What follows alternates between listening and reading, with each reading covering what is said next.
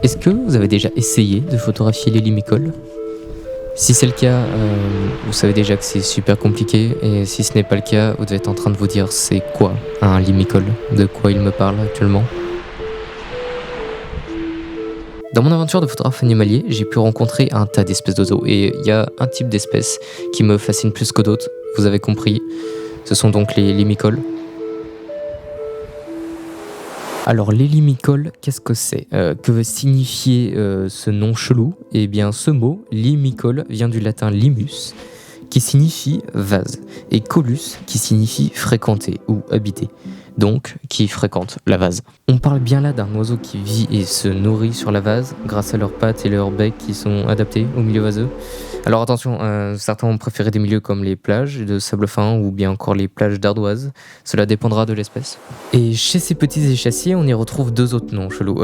La famille des Scolopacidae, qui regroupe les limicoles, qui possèdent un bec long, plus ou moins courbé, et qui trouvent leur nourriture enfouie sous le sable ou touchée grâce à leur bec super sensible.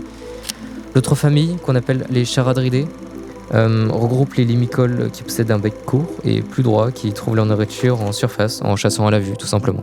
Ces petits oiseaux, on les retrouve majoritairement sur le littoral. Pour ma part, je les observe constamment en Bretagne, sur la côte nord.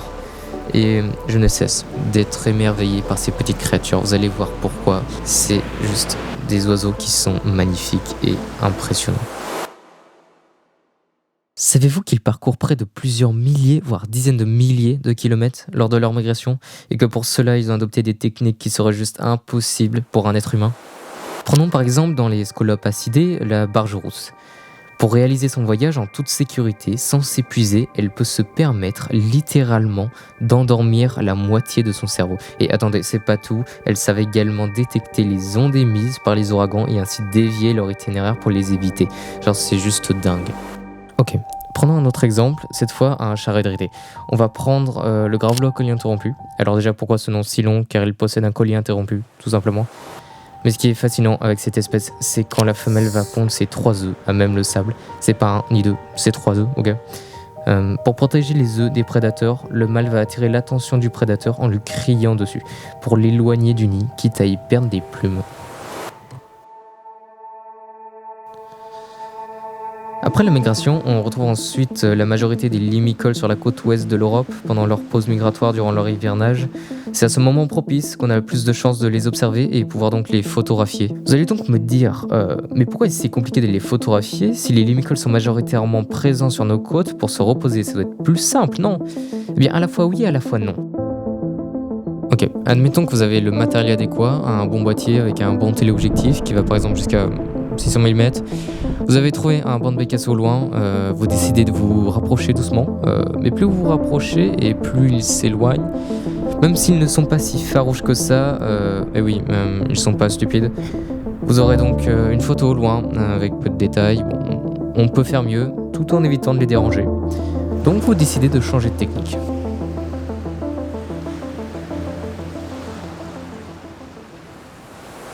Si vous êtes assez attentif et assez patient pour étudier comment il fonctionne pour trouver à manger, vous allez vite comprendre qu'il se déplace en va-et-vient selon les vagues au bord de l'île. Et ça, il n'y a même pas besoin de plusieurs heures d'observation sur le terrain pour le comprendre. Si vous êtes un grand fan de Disney, vous pouvez déjà le savoir. En effet, en 2016, Disney sort le court-métrage Piper. Et Piper, c'est un jeune bécasso qui apprend justement à se nourrir tout seul et qui affronte sa peur des vagues. Ce petit film nous montre justement qu'ils trouvent leur nourriture en trottinant et picorant dès que la vague se retire avant de remonter brièvement. Lorsqu'elle revient, parce qu'ils exploitent en fait une fenêtre alimentaire très précise qui n'existe quelques secondes. Lorsque l'eau se retire, elle découvre une fine couche de sable humide, très riche en micro-invertébrés. Ces proies sont alors plus proches de la surface, juste après le retrait de la vague. Les bécassos en profitent alors pour capter visuellement ses proies et picorent rapidement, puis se retirent avant la vague suivante qui referme cette fenêtre alimentaire et remet les proies à l'abri. Et ils n'ont pas envie de se mouiller, les bécassos, c'est normal. C'est comme les chats.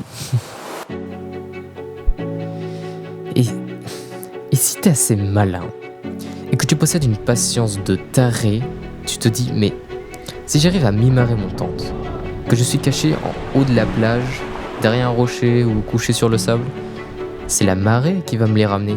C'est eux qui vont venir à moi. J'ai donc essayé cette technique.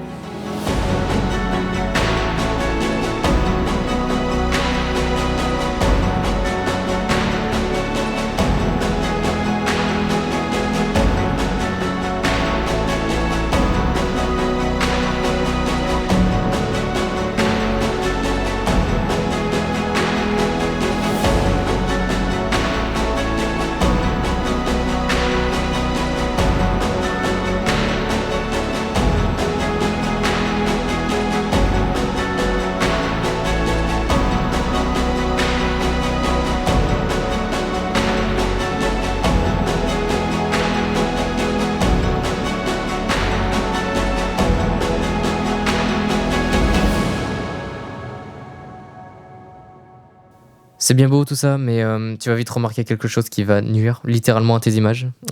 C'est qu'ils se déplacent super vite. Et oui, mais le problème, c'est pour éviter d'avoir du flou de mouvement, tu es obligé d'augmenter ta vitesse d'obturation à plus de 1/4 millième. Parce que tu plus beaucoup de lumière qui rentre dans l'objectif. Tu dois alors ouvrir le diaphragme au maximum et espérer que tu as suffisamment de lumière pour éviter de monter trop dans les ISO et créer du bruit numérique. Tu peux tout aussi faire la technique de photographier le Bécasso avec une vitesse d'observation plus basse pendant la microseconde où il est figé. Mais bon, souvent la situation est comme ça.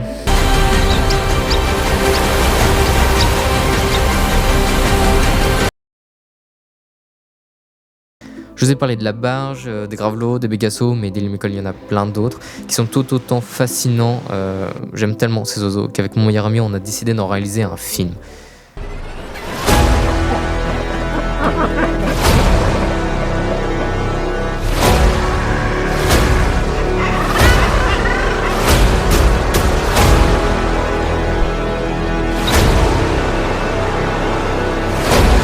Ce film se nomme Rivage, il parlera aussi plus généralement des autres espèces du littoral breton et il est toujours en production, donc si vous voulez suivre cette aventure, vous pouvez nous suivre sur nos comptes Instagram.